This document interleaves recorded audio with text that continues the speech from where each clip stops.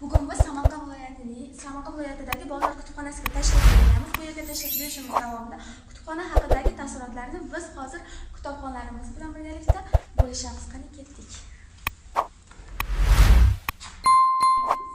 Otamdan qolgan dalalar, sariq terni minib, sariq terni bilaman.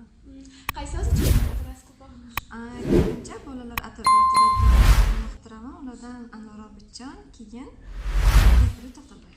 Nima uchun Anvar To'xtaboyev?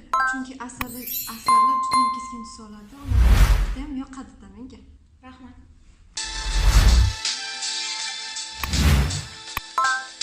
Bir 1937 yilda buyuk rus shoiri Aleksandr Sergeyevich Pushkin vafotining 100 yilligi munosabati bilan O'zbekiston hukumatining qarori asosida kutubxonaga Aleksandr Sergeyevich Pushkin nomidagi davlat kutubxonasi nomi beriladi. 1970-yilda esa Aleksandr Sergeyevich Pushkin nomidagi davlat kutubxonasiga yangi kutubxona uchun moslashtirilgan bino qurib berildi va shu binoga ko'chiriladi. Keyinchalik 1971-yilda bolalar kutubxonasiga Sharqning buyuk ensiklopedist olimi Abrayxon Beruniyning nomi beriladi.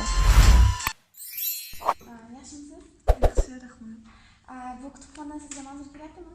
Ha, bu kutubxona menga manzur kelyapti. Chunki har doim shu kutubxonaga kelib kitoblardan foydalanib kelaman. Asosan qanday kitoblar o'qigansiz? Asosan bu yerdan badiiy kitoblar topaman. Qaysi yozuvchini yoqtirasiz? O'tkir qo'shiq qiziqaman, yoqtirib o'qiyman. Rahmat. Kelajakda qilmoqchisiz? Men ingliz tilini o'qiyman. Shu ingliz tili yo'nalishi bo'yicha ketmoqchiman.